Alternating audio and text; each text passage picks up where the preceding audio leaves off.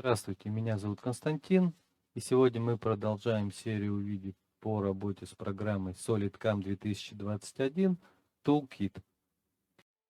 В этом видео я покажу вам, как пользоваться многопозиционными оправками при работе на станке токарно-фрезерном типа Mazak Integrix или Akuma Multus. Станок, еще раз повторюсь, токарно-фрезерный, но имеет полноценный фрезерный шпиндель, куда вы можете установить как фрезы, так и токарный инструмент. У меня в данном случае трехпозиционная через 120 градусов. Если у вас станок не поддерживает ориентацию шпинделя через 100 градусов, а через 180, допустим, тогда вам просто нужно использовать двухпозиционную оправку через 180 градусов. То есть принцип остается такой же, какой я сейчас вам покажу, но вы можете использовать и двухпозиционную оправку для работы. Первое, что вы должны сделать, это, конечно, скачать оправку сайта инструментальной компании, либо можете нарисовать ее сами. Показывать, как я ставил системы координат. Опять же, посмотрите, как они у меня установлены. То есть одна у меня главная система координат и 3 системы координат устанавливаются на каждой позиции для инструмента. То есть у вас это будет 3 узла. После того, как вы установили системы координат, вам нужно эту оправку сохранить в формате STL. При сохранении выбрать систему координат для сохранения эту эту главную систему координат. Как я это делаю, я вам показывать не буду. Смотрите предыдущее видео и давайте продолжим. Я подготовил для вас проект, но для начала, чтобы пользоваться, опять же, всеми возможностями программы SolidCAM 2021 и именно обновленной таблицей инструмента Toolkit, вам опять же нужно внести изменения в файл VMID станка.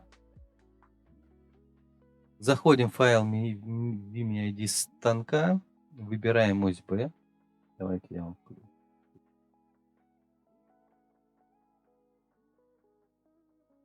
ось B у нас это поворот фрезерного шпинделя вправо-влево. Вам нужно выбрать ось B, поставить интерполяционный шаг, с которым ваша ось B может поворачиваться. В настройках B-оси в опциях вам нужно поставить ориентацию шпинделя величина выключить. Это для того, чтобы вы могли, чтобы у вас инструмент мог по величине позиционироваться в нужное вам положение.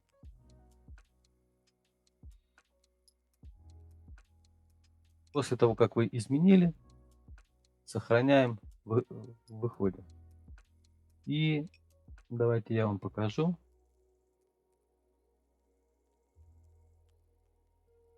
Пользуется инструмент. Давайте я вам покажу. 3 узла.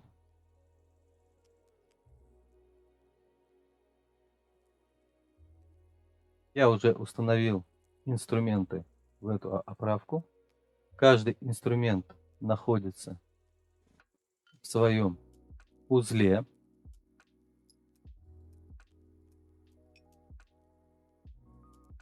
Для того, чтобы теперь нам сделать позиционирование шпинделя в нужном положении, это делается через точку резания. То есть я захожу в точку резания.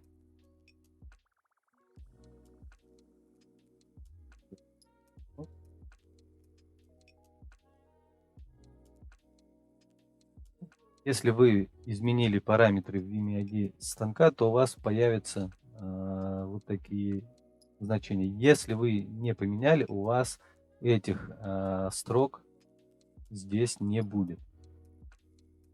Нам нужно поставить «Изменить ориентацию» галочка и значение оси B. Если я поставлю 0, то я вижу, что у меня ось B остановилась на 0. Ставлю на 90 градусов, ось B у меня повернулась под 90 градусов. И в данном случае вот эта ориентация, это и есть та величина, с которой индексируется, то есть позиционируется ваш шпиндель. То есть не во всех станках она бывает там 120 градусов, как правило, она где-то 180 либо 90. Вот. Но мы сейчас рассматриваем пример, что у нас может ориентация меняться на 120 градусов. Если я поставлю здесь какое-нибудь значение, то я вижу, что у меня произошел поворот ставки вокруг оси B. Для первого инструмента у меня ориентация 0. Для второго инструмента вы видите, у меня ориентация 240 градусов.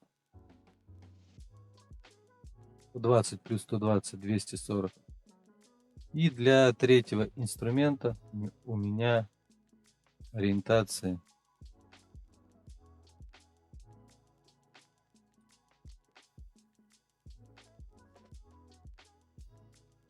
50 градусов.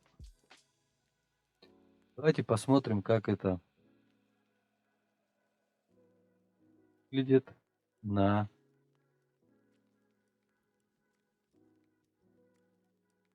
включу визуализацию.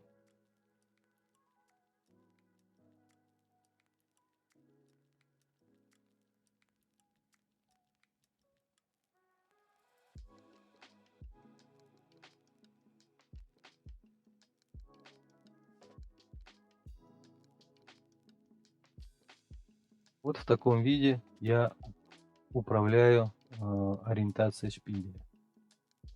Теперь, если вы хотите этими же инструментами работать на противошпинделе, у меня станок с противошпинделя, то вам нужно добавить еще одну точку резания. Точка резания добавляется просто правой клавишей мыши добавить точку резания. И уже в этой точке резания, так как у меня первая ориентация была 0, мне нужно здесь поставить просто 180 градусов. И вы видите, что у меня инструмент повернулся на 180 градусов. Также я для каждого инструмента меняю ориентацию на 180 градусов.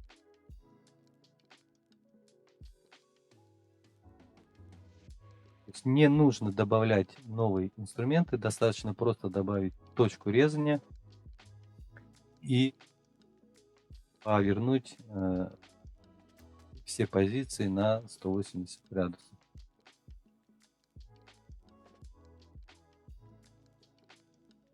Давайте посмотрим, как это выглядит на станке. Включаю визуализацию на станке.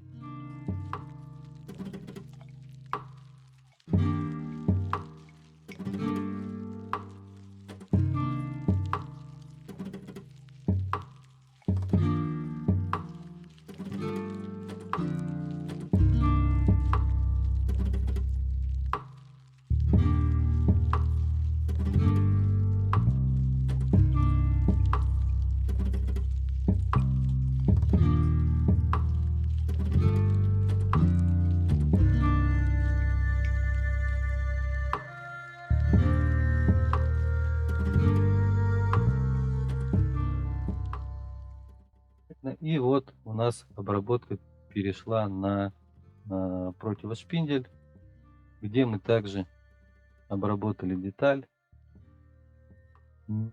добавляя дополнительные позиции инструмента, добавив только точку резания. Вот в таком принципе и происходит обработка на таких станках типа Mazak Integrix либо Akuba Multus. Термофрезерные станки, у которых есть полноценный фрезерный шпиндель. Так что пользуйтесь. Спасибо за внимание. До свидания. Подписывайтесь на наш канал.